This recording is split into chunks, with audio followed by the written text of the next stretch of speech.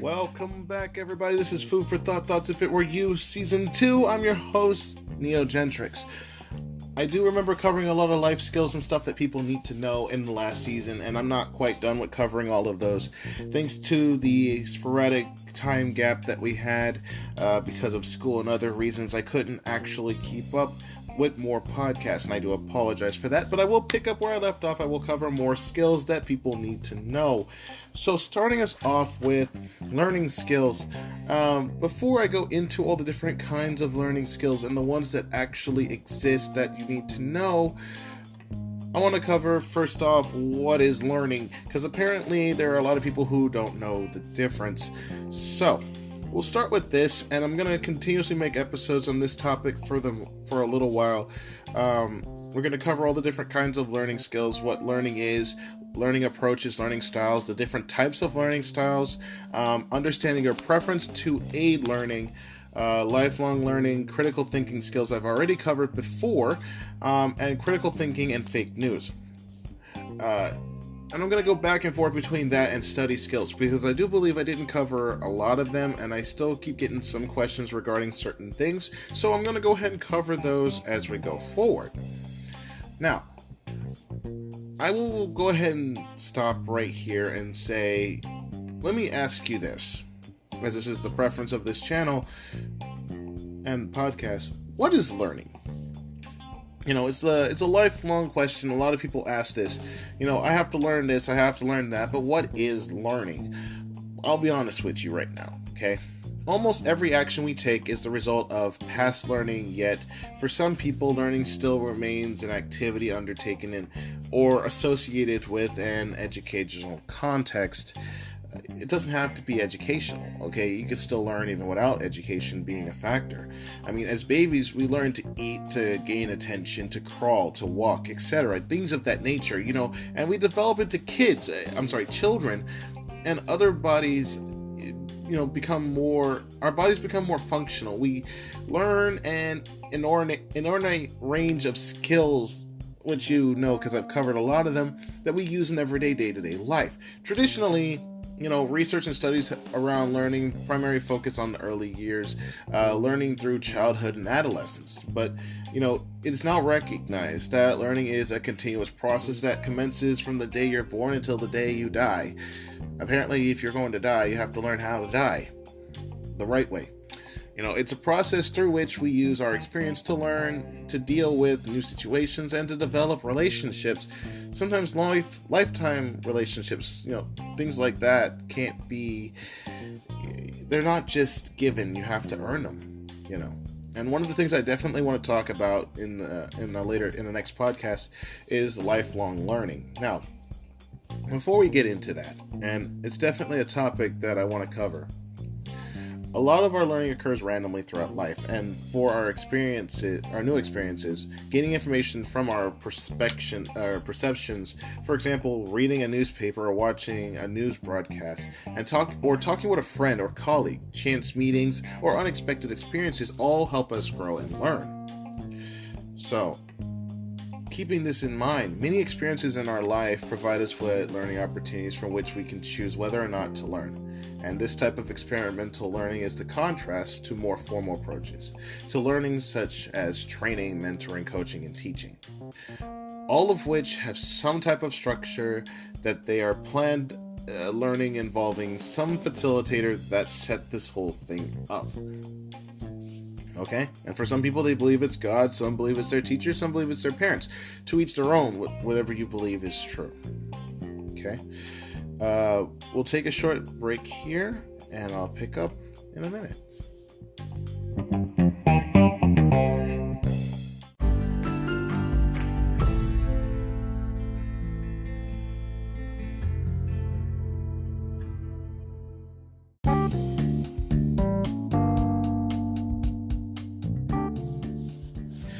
And we're back with our topic of discussion that we were covering. Keeping this in mind, from where I left off, teaching, training, and other structured learning opportunities are basically activities that one person does to another, while learning is something we can only do for ourselves. it involves far more thinking, and it's basically the essence of your whole personality. Your senses, your feelings, your intuitions, your beliefs, your values, your will. That thing you use, that desire, that drive to move forward. If we do not have the will to learn, we will not learn. Plain as day. And if we have learned, we are actually changed in some way, whether physically, mentally, or emotionally. And if the learning makes no difference, let me go ahead and say this. It makes no difference if you have very little significant change beyond being filled with random ideas that float through your consciousness, or having extravagant ideas that blast through the scars. It doesn't make a difference. At some point when you learn something about you changed. And learning needs to meet some personal need, or rather recognize and identify to have some sort of ability or need that enables us to evaluate whether the learning has been worthwhile or even successful in some ways. Plain and simple, learning occurs when we are able to, and I quote, gain a mental or physical grasp of the subject. 1. 2. Make sense of a subject, event, or feeling by interpreting it into our own words or actions. 3. Use our newly acquired ability or knowledge in conjunction with skills and understanding we already possess. And 4, do something with the new knowledge or skills that we just got and take complete ownership of that skill. These are key points to know whether you've learned something and whether or not you can use it. Now, let me go ahead and cover the key principles of learning so that you understand what I'm trying to say here. Okay?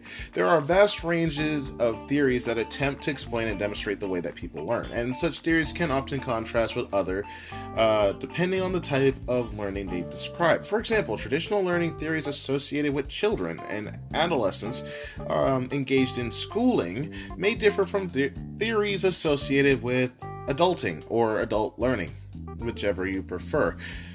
I can give you a short description of generic identities regarding the key principles associated with all types of learning and how they can be applied to group situations, as well as when learning alone or with a mentor, tutor, or trainer varies. Now, I should say that the list that I'm about to give it's not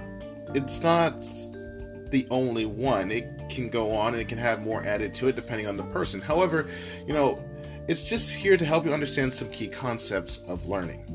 Alright? First things first. People learn best when they are treated with respect and are not talked down to or treated as ignorant. Establishing ground rules at the start of a training session will typically reinforce this important principle.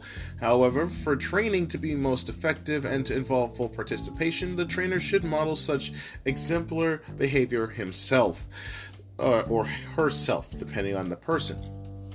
Next, learning opportunities should, when applicable or possible, be linked to previous positive experience. And this actually means involving self-awareness on the part of the learner and understanding and empathy on the part of any facilitator, the person who basically does it. Learning can be blocked by negative experiences, so keep this in mind. Some people who hated school cannot bear the thought of being in a classroom situation, just to give an example. Next, when possible, learners, people who are learning, should take part in the planning of learning activities. They should be part of the whole, idea of doing this. Learners should be encouraged to be self-directed in terms of goal setting, since this is usually what improves commitment and motivation and increases participation on the learner's part. Facilitators should examine the expectations of the learner at the start of any course or session to help them and encourage them in their own self-direction. A lot of teachers don't do this, and they just force work upon a student and expect them to do it. It doesn't work that way. Yes, you have a set plan of stuff that you have to do, but you need to find a way to make it so that the students can learn it and actually want to do it, rather than, hey, this assignment's due by this time, do it, and make sure you have it done, or you fail. That's real encouraging. Next, people learn best when their physical environment is usually comfortable. No, I'm not talking about your bedroom. In group situations, a positive and emotional supportive environment is almost always important. Individuals in a group tend to learn best when they can socialize and interact with each other in the group, and they have some common ground. Alienating a random person just because their hair is blue or because they talk different from you does not help. So, with that being said, those are just 4 of the items in my list. I'm going to take a short break here. I'll give the other 4, and then we'll go on to the PACT learning cycle.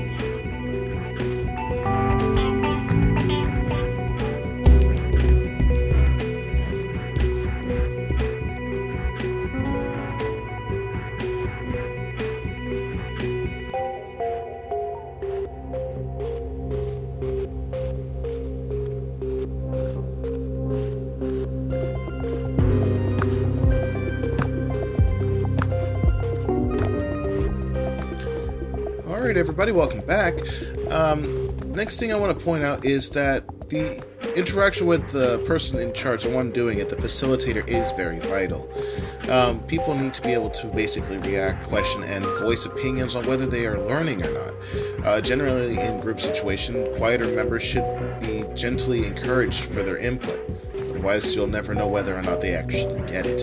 In some situations, they are typically the ones that learn the fastest, but in others, they can be the ones that feel the most outlandish from doing these activities, as they don't know anything.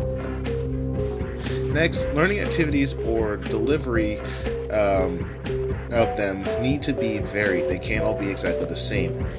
To cover a range of different learning styles and help the learners maintain interest and motivation, this is necessary. In a classroom setting, for example, including discussions on or other activities, especially some of problem solving, as part of the lesson or lecture, will basically enable the learners, the people actually trying to learn, to interact and engage in the subject and feel like they're actually part of it. The next thing is instant rewards. They do help. I'm not saying you have to do this every single time, but people tend to learn best if the rewards and the results of learning are made clear and can be demonstrated during or immediately after the experience is done. With that being said, self-evaluation and reflective practice is definitely important. Learners should be encouraged to reflect on what they have learned and, think about ways that they can further their knowledge.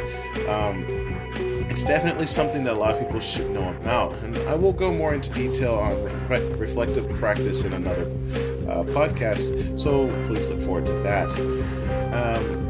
Now I want to talk about the thing that I use a lot myself. It's known as the PACT learning cycle. Now, many attempts have been made by academics and others to basically explain the learning process. It is generally recognized that learning takes place in a repetitive cycle as an ongoing series of processes, as I mentioned before. Well, you can search this yourself. It's called the PACT cycle, P-A-C-T. It's relevant to all types of learning. P stands for procure, new knowledge, theory, or ability skills that are acquired. Apply is what the A stands for, meaning the new knowledge or skills is then practiced in some way. C, consider, the results of the practice are evaluated and or assessed. And T, transform, the original knowledge or ability is modified accordingly. This cycle starts at P and it goes continuously in cycle. Okay, the PACT cycle, it just basically helps demonstrate that learning is an iterative process. Our learning evolves as we develop, and we utilize early knowledge for later understanding. There are many examples of these processes in action, and one of them is definitely learning English or learning how to speak. Usually we learn the basics of a subject or skill before progressing to intermediate, advanced, and ultimately expert level devices. Each stage we build on the knowledge and experience we have already acquired, gaining further knowledge, experience, and or techniques while repeating the same learning cycle repeatedly. Okay? That is a lot to take in all at once, and I'm aware, and I'm so sorry that I covered all that information in a short burst. But like I said, I want to make sure I bring home what learning really is. And to do that, I'm going to make this segment a little shorter than I was going to. And on my next segment, after we take a short break, we'll cover learning capacity and we'll summarize everything we just went over and move forward from here.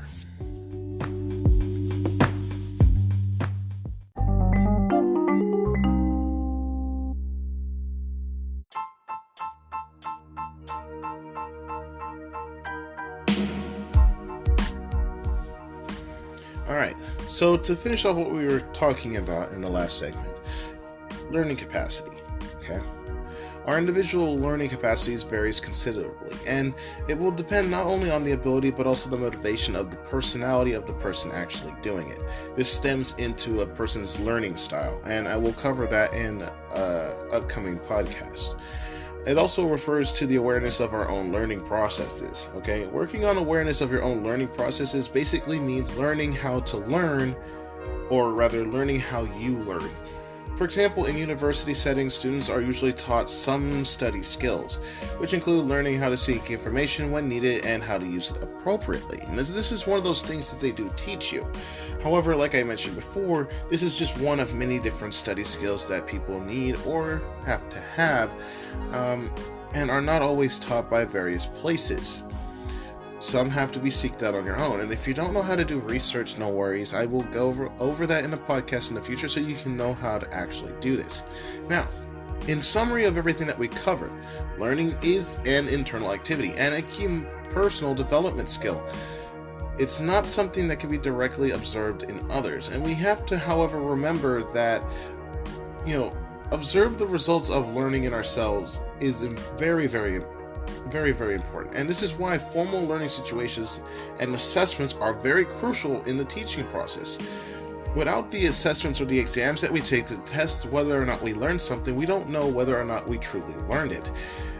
And not all the time does it have to be an exam. It could be the use of that skill or that device that we have learned.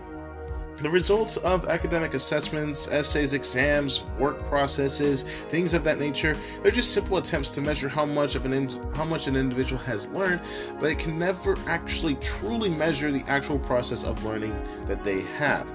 Like I mentioned before, learning brings about changes in the way we act, think, or feel about ourselves and other people, as well as the world around us.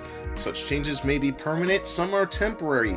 It just depends on your own perception of the importance and relevance of the skill you have. It's much like learning how to cook or how to drive a car. We'll all learn how to do it, we all know how to do it once we've learned, but unless you utilize the skill more and more, it doesn't grow, it doesn't get better, and in some cases you will forget. However, keep in mind, this is something for a lot of people that they don't already know. There is this thing called muscle memory. Once your body has learned how to do something via muscle memory, you will always know how, whether mentally you don't remember. So always put in an effort to try, and when you learn something, to utilize it more to allow you to basically retain the information that you have. Now, we've covered what learning is and a lot of the things that come with it, and a lot of it should be probably common sense or common knowledge. But for a lot of people, they don't know this, and it's a shame that society doesn't teach it like it should. So with that being said, two topics I really do want to cover, because it will help a lot of people out, is learning approaches, ways to approach learning, and the different learning styles. Okay?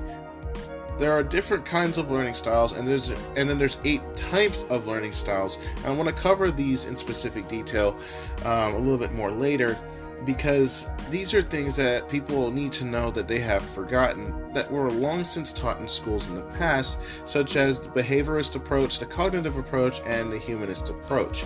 Each one of these topics has something that's related to them, and it's something that is very important, as well as things that are necessary for moving forward in the future. So, with that being said, I hope you guys enjoy the rest of your day. This is, again, Food for Thought, Thoughts If It Were You, Season 2. My name is Gentrics, I'm your host, and we'll catch you next time. Peace out.